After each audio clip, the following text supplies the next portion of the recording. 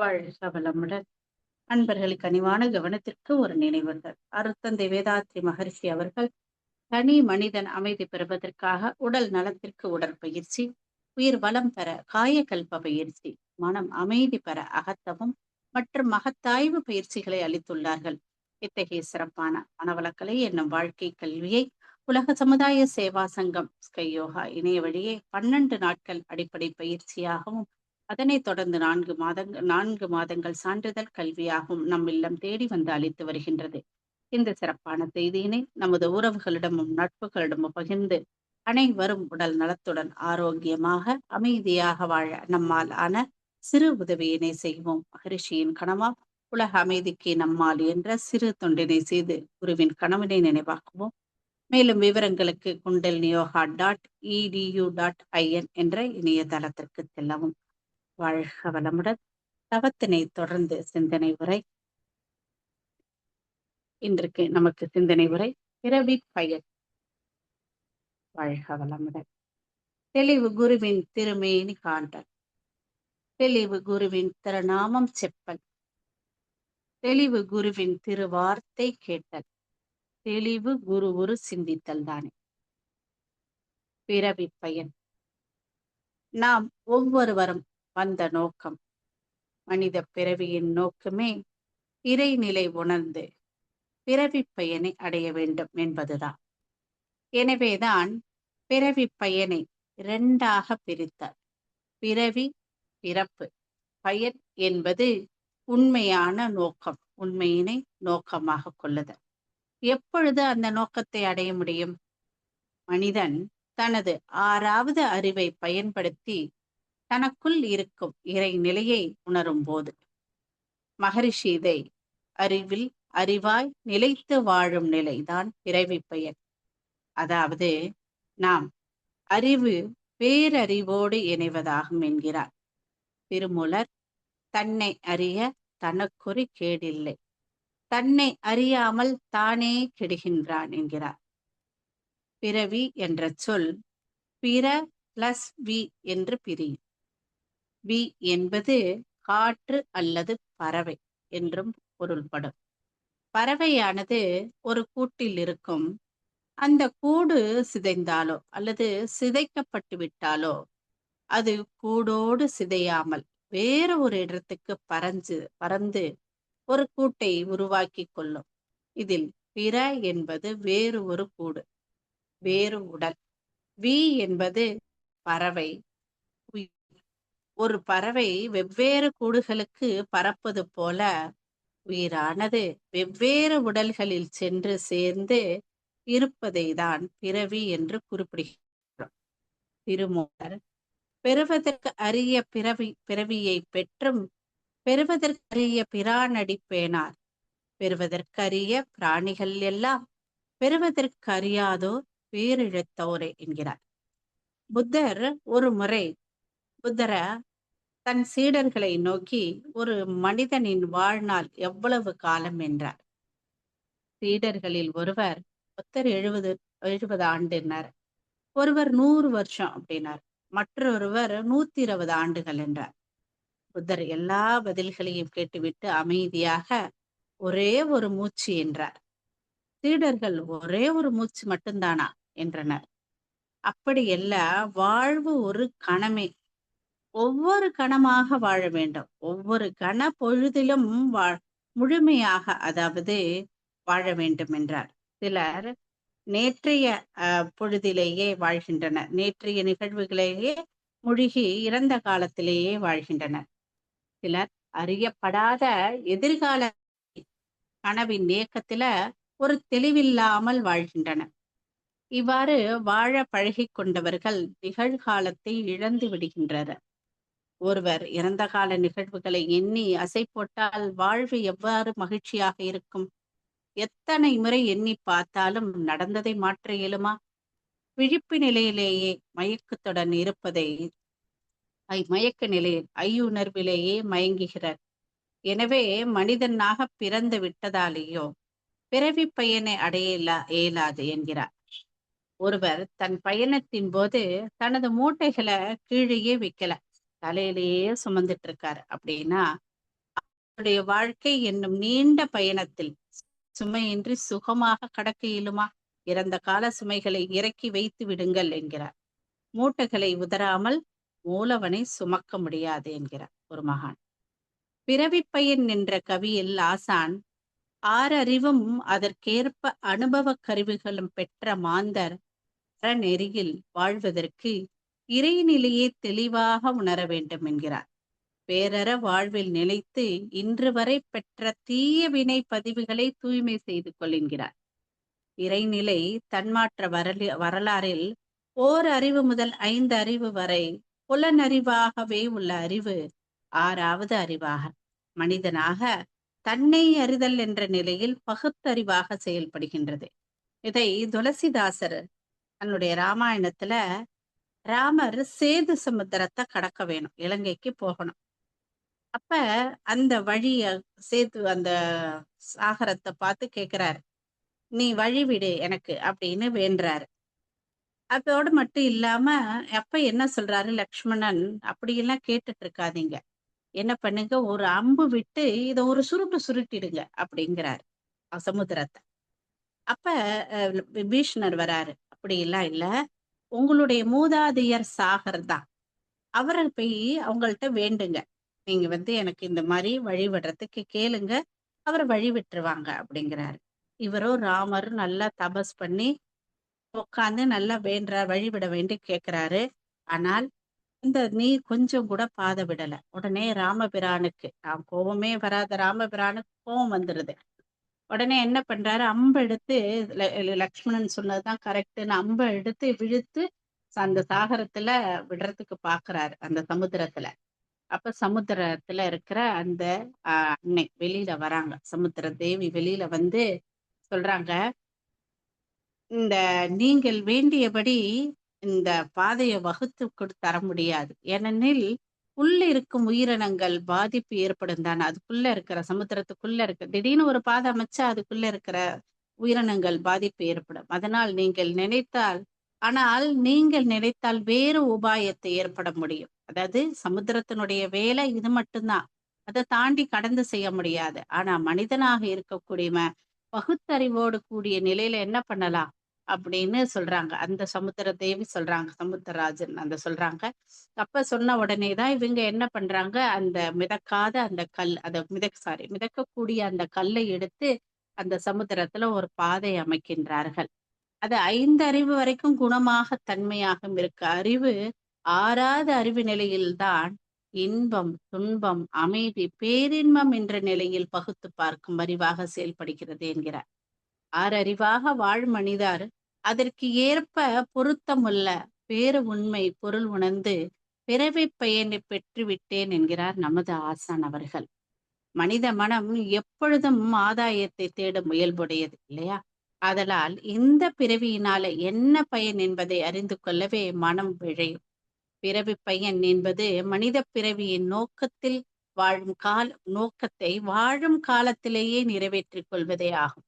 மகரிஷி கவியில இன்ப ஊற்றாய் நிறைந்த இறைவா, எங்கும் இன்ப ஊற்றாய் நிறைந்த இறைவாய், அன்பு ஊற்றாய் தோற்றங்கள் அனைத்திற்கும் உள்ள 6 அறிவாய் அப்படிங்கிறார். அதுக்குள்ள இருக்கிற அறிவு தானே எல்லாம் இருக்கு, இந்த பிரபஞ்சம் முழுவதும் இருக்கு என்கிறார்.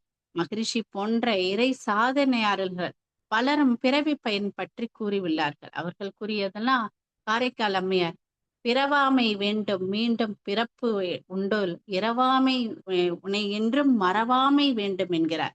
திருப்பி ஒரு பிறப்பு எடுத்தா கூட அந்த உன்னை மறக்காத நிலையில வேணும் இறைவனை கேட்கிறாங்க. வள்ளுவர் வேண்டுங்கால் வேண்டும் பிறவாமை மறந்து வேண்டாமை வேண்டும் வரும் என்கிறார். அதாவது ஒருவர் ஒன்றை விரும்புகின்றார் என்றால் அது பிறவாமை நிலையை தான் வேண்டும், அதை வேண்டினாலே மற்றது தானாக கிடைச்சிடும் அப்படிங்கிறாரு வள்ளுவர். பிறவி பயனை அடைய முதலில் என்ன வேணும், பிறவியின் நோக்கம் அறிதல் வேண்டும். இதற்கு ஓமை 2 ஓமையாக சொல்லலாம். நம்ம சின்ன வயசுல இருந்தே கேட்டிருப்போம் இல்லையா ஒரு கதை. என்னன்னா கந்த பெருமான், கந்தன் முருகன் ஔவையாரிடம் சுட்ட பழம் வேண்டுமா சுடாத பழம் வேண்டுமா என்பது கேட்பார் இல்லையா? சுட்ட பழம் போதும்னு ஔவையார் அம்மா சொல்லுவாங்க. ஔவையார் அதை அது அந்த பழத்தெல்லாம் என்ன பண்ணுவாங்க, ஊதி ஊதி சாப்பிடும்போது, "பாட்டி பழம் சுடுதா?" அப்படின்னு முருகப்பெருமான் கேட்பார். இதை திருமூலர், "இறை வழிபாட்டையும், இறை அருளையும் வாழ்க்கையில் துணை கொள்ளாத உயிர்களின் உடலையும், உயிரையும் சுடப்படாத பாத்திரங்கள்" என்கிறார். இறை வழிபாட்டையும், இறை அருளையும் பற்றிக் கொண்டு வாழும் உயிர்களின் உடலையும், உயிரையும் சுட்ட பாத்திரங்கள் என்கிறார். மண்ணால் செய்யப்படும் மண்பாண்டங்கள் ஒரு வகை மண்ணால் செய்யப்பட்டவை ஆயினும், தீயினால் சுடப்பட்ட மண்பாண்டம் தான மழை நீரையும் வென்று நிற்கும். மழை நீரால் அதற்கு எந்த விதமான கேடும் விளையாது. சுடாத பாத்திரம் என்னாகும்? மண் பாத்திரம் மழை நீர் படும்போது தாங்கும் திறனில் குறைகின்றது. ஆறாவது அறிவை கொண்ட இந்த மனித வாழ்வின் நோக்கம் முழுமை பெற வேண்டும், இயற்கையின் முழுமையை உணர வேண்டும் என்ற எந்த சக்தியிலிருந்து நாம் தோன்றி வந்து இயங்கிக் கொண்டிருக்கிறோமோ அதை உணர்ந்து அதோடு லயமாக இணைந்து கொள்ள வேண்டும் என்கிறார் என்பதை நமது மகான் கூறுகிறார். நமது குருபிரான் சொல்வது. குருபிரான் ஒரு கவியில இன்பம் இன்பம் இன்பம் என 4 முறை சொல்லியிருப்பாரு. பிறவியின் நோக்கத்தை அறிந்த போதும் வந்த நோக்கம் தெரிகின்றது என்கிறார். அந்த இறைநிலை அடைதல் தான் என்பது புரிகின்றதுங்கிறார். கவியில 2வது அடியில சொல்றாரு, அந்த எல்லை அடைவதற்கு அறநெறியில் விழிப்போடு பொறுப்புணர்ந்து அப்படிங்கிறார். நோக்கம் என்னது? நமது நோக்கம் அந்த பெரும் மதிப்பை உணர வேண்டும். அந்த அந்த நம்மளுடைய வாழ்வின் நோக்கமே பெரிய மதிப்பை உணர வேண்டும். அதற்கு தடையாகலாம் நமக்கு என்ன உள்ளது அப்படின்னா, 5 அறிவு, 5 மூலம் பொருள்கள், மக்கள், இன்ப துன்ப உணர்வுகள், இதுவரையில் எல்லை கட்டி குறுகி நின்று இயங்கும் போது மாயையாகவும் சிறுமை உடையதாகவும் இருக்கின்றது இல்லையா? இறைவன்தான் உள்ளான் என தெரிஞ்சும் கூட அதனை மறவாம். அதை நம்ம என்ன பண்ணிடுறோம்?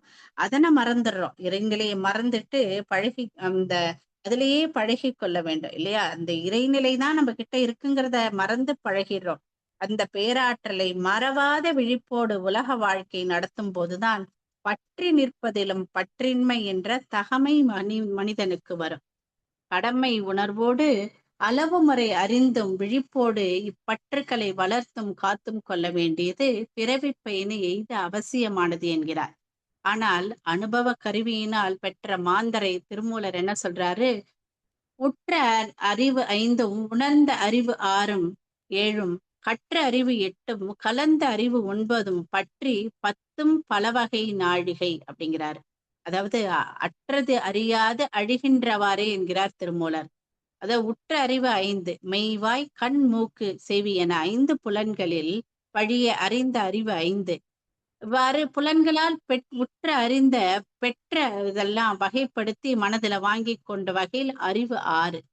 அதோடு உருவ நிலையில் அவ்வாறு வாங்கி கொண்டவற்றையும் வகைப்படுத்தி தெரிந்து உணர்ந்து கொண்ட வகையில் அறிவு 7. இல்லை, இது எல்லாம் இல்ல, அரூபமானது என முற்றறிவு பெறுவதற்கு முட்டும் உணர்ந்து அறிந்ததை போதாதென்று அறிஞர்கள் பெருமக்கள் உணர்ந்து சொன்னதை கசடர கற்று அறிந்த வகையில் அறிவு 8. கசடர கற்று அறிந்தவற்றுக்காக ஆக நின்று தானே பட்ட அறிந்த வகையில் அறிவு 9. பட்ட அறிந்த வகையில் தனது என்று பட்டி கொன்ற வகையில் அறிவு 10 என 10 முறையில செல்றார். அறிந்தாலும் என்ன, அறியாவிட்டாலும் தான் என்ன என்று கருதி அற்ப விஷயங்களை எல்லாம் அறிவதிலேயே அவற்றை தனதாக்கிக் கொள்வதிலும் காலம் கழிகின்றது என்கிறார். மேலும் அவ்வாறு காலம் கழிந்ததே என்பதை அறியாமல் இருந்து விட்டேனே என்று புலம்புகிறார் திருமூலர் பெருமான். அதற்குதான் மகரிஷி கவியில சொல்றாரு, அறநெறி வாழ்வுக்கு இறைநிலையை தெளிவாக உணர வேண்டும்ங்கிறார். அறநெறி வாழ்வோடு தான் நம்ம இறைநிலை உணரும் போதுதான் நம்ம கிட்ட என்ன ஆகும்? ஒழுக்கம், கடமை. அறநெறி வாழ்வு, ஒழுக்கம், கடமை, ஈகை. இப்பெல்லாம் நம்ம சமுதாயத்துல பேசக்கூடிய ஒரு சொல் என்னன்னா நாவல் மரம். இப்ப நாவல் மரம் பாத்தீங்கன்னா எல்லா இடத்துலயும் நிறைய காய்ச்சு அப்படி கொட்டுதுங்க. எந்த வருஷமும் இல்லாத அளவுக்கு. அதுக்கு காரணம் என்ன? இந்த பூமியினுடைய மாற்றம், இயற்கையின் மாற்றம் அப்படின்னு எல்லாரும் சொல்றாங்க. அந்த மரம் முன்னாடியே தெரிஞ்சுக்குதான். அதனுடைய குணமாக என்ன பண்ணுது? அது வெளியில வரும்போது முன்னாடியே தெரிஞ்சு அந்த நீரெல்லாம் பூமியிலிருந்து உறிஞ்சு நான் எங்கேயாவது அதனுடைய வந்த நோக்கம் என்னங்க? இந்த உலகத்துக்கு அந்த பழத்தை கொடுக்கறதுக்கு தான். அது என்ன பண்ணுதான்? அடுத்ததாக இருக்கக்கூடிய ஒரு கிளைய உடலை ஒரு கிளையாக வரல. இலையாக புதுசா எதுவுமே பண்ணாம, இந்த மக்களுக்கு அந்த பழத்த குடுக்குது. ஆனா அதுக்கு என்ன சொல்றாங்க? ஸ்ட்ரெஸ் பழம் அப்படிங்கிறாங்க. இப்ப வர பழத்த. அப்படின்னா, நம்ப அதெல்லாம் விட தாண்டினவங்க இல்லையா? அதனுடைய தன்மை அதுதான். அது அத குடுக்குது. ஆனா, இவற்றின் மூலம் அறிவுதான் விடுதலை செய்யும். செய்யாதது. செய்யவில்லை என்றால் பிரச்சனை தான. அதெல்லாம் குடுக்கல அப்படின்னா, அந்த மரம் பட்டு விடும் இல்லையா? விடுதலை தருவது எதுவோ அதை அறிந்து, அதில் ஈடுபடாமல் தலைப்படுவது எதுவோ அதை அறிந்து அதிலேயே ஈடுபடுவதுதான். திருமந்திரத்துல இன்னொரு வாட்டி சொல்றாரு, கொக்கு கொக்கு புக்காரரோடு வாணிபம் செய்து, அங்கு புக்கால் அன்றி ஆய்ந்து அறிவார் இல்லை. திங்கள் புக்கால் இருள் ஆவது அறிந்திலர். தங்கு புக்கார் சிலர் தாபதராமே என்கிறார். அக்காலத்துல வாணிகம் செய்யணும். கொங்கு நாட்டுக்கு போய் தான் வாணிபம் செய்வாங்க. அங்க செய்யும்போது என்ன பண்ணுவாங்க, அந்த நாட்டுல இருக்கக்கூடிய சந்தனம், அந்த அகில் அதுல எல்லாம் மறந்து அப்படியே போன நோக்கத்த மறந்துருவாங்க அப்படிங்கிறாரு. பொருள்களில் மயங்கி மாயையில் மயங்கி தங்களின் பிறவி பயனை இழந்து விடுவார்கள் என்கிறார்.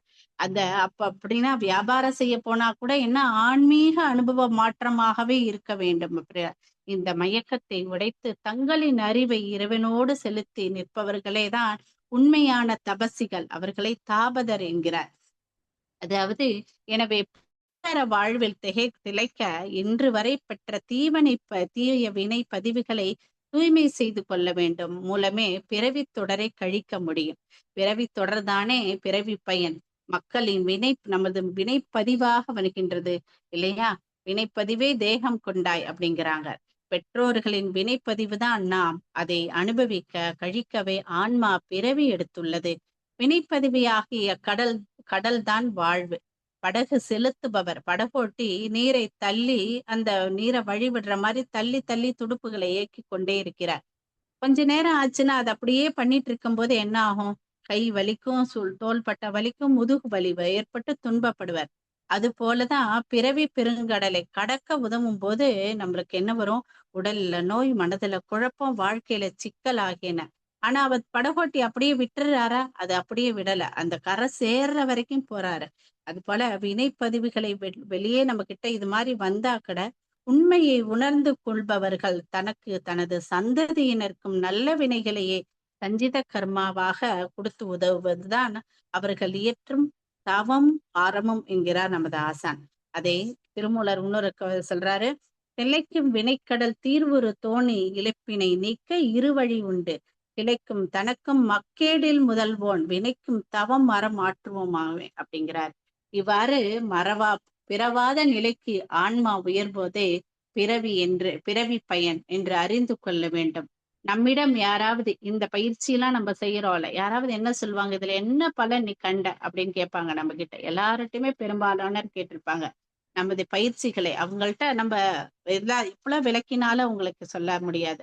ஆனா நமது பயிற்சிகளை, நம்ம உடற்பயிற்சியோ இதை நம்ம நல்லா தொடர்ந்து செய்யும் போது நமது பதிவுகளை கழிவதை நாம உணர்கிறோம்.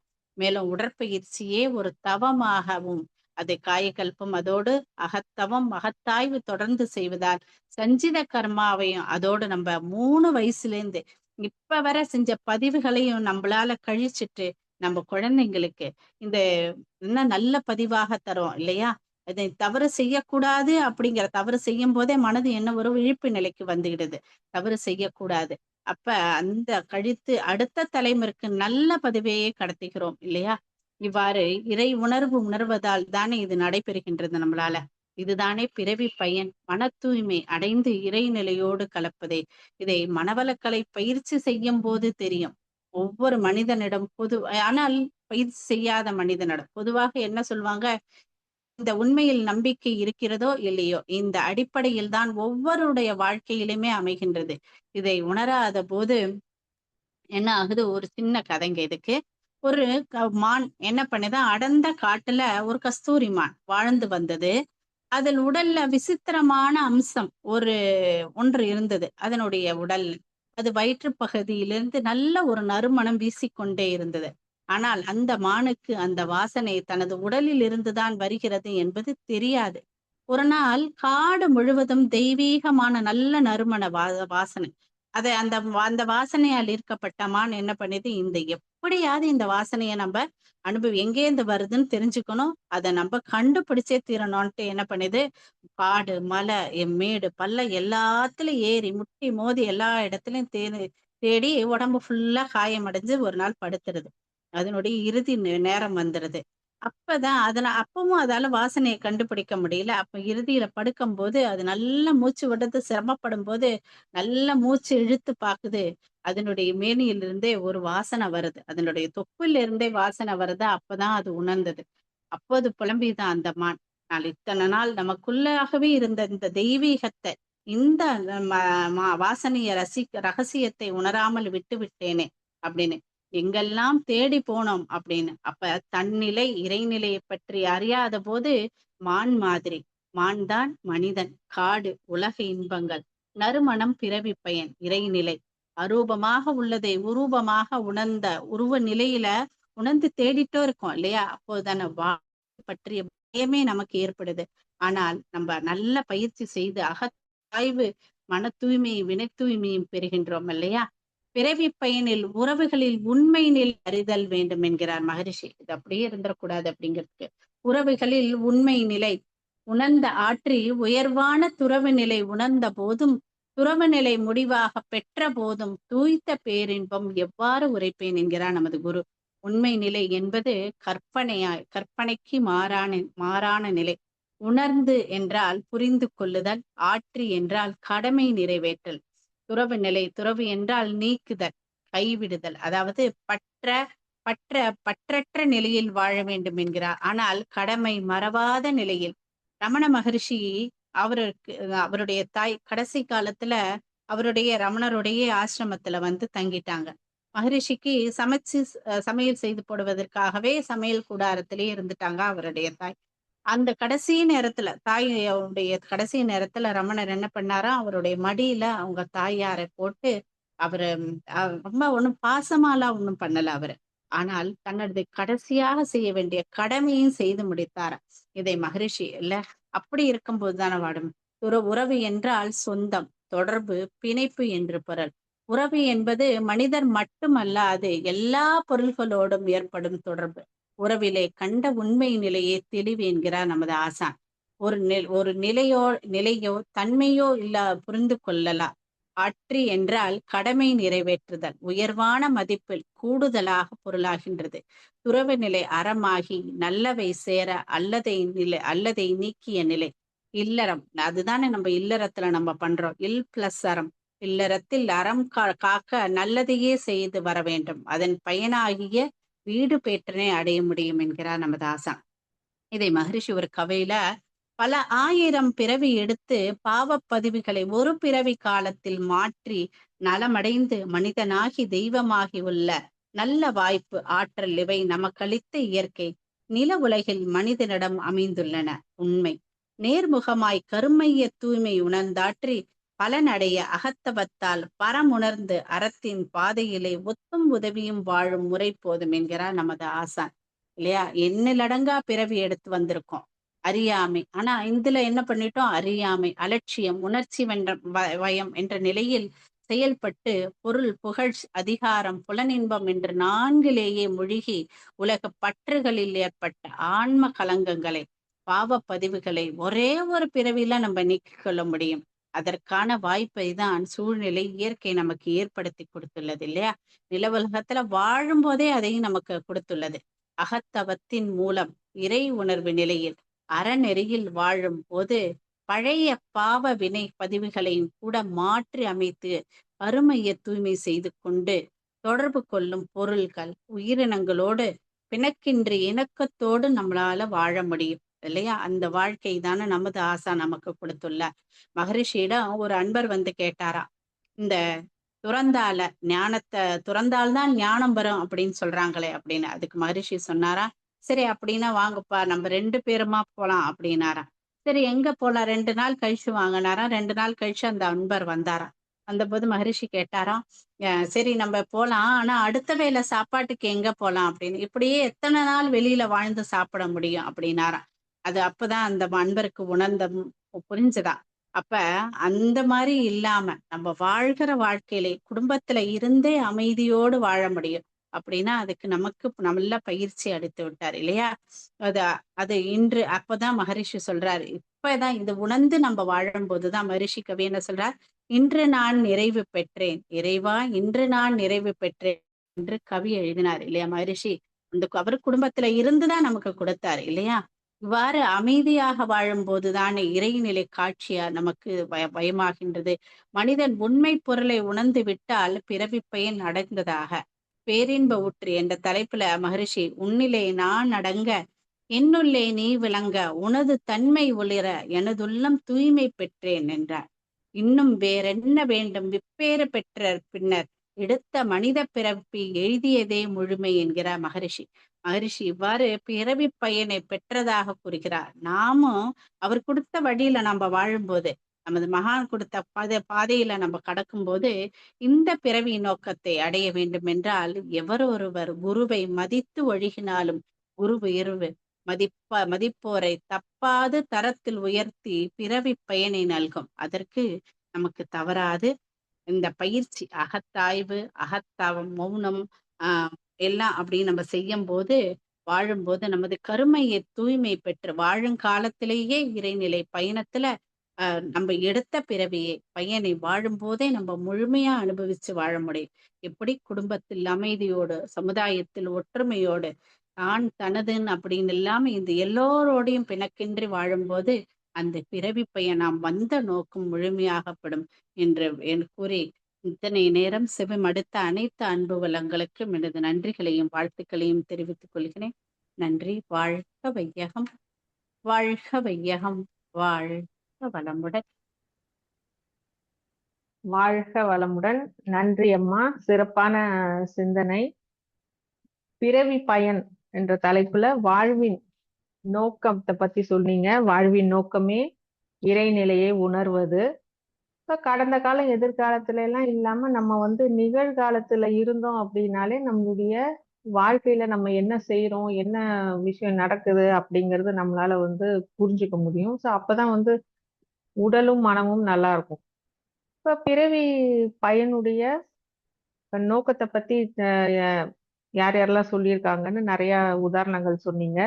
அதுல குறிப்பா திருமூலர், வள்ளுவர், காரைக்கால் அம்மையார் அவங்களுடைய கருத்துக்களை நல்லா எடுத்து சொன்னீங்கம்மா. தவம் அறமும் தேவை அப்படின்னு சொல்லிங்க. பயிற்சி, அகத்தாய்வு பயிற்சி, நம்ம பயிற்சிகளை சரியா செய்யும் போதே நம்மளுடைய செயல்கள் என்ன அப்படிங்கிறது சரியா இருக்கும் அப்படின்னு பயிற்சியினுடைய சிறப்புகளையும் சொன்னீங்க. நன்றி அம்மா. வாழ்க வளமுடன். நன்றிகள் அம்மா. வாழ்க வளமுடன். வாழ்க வளமுடன்.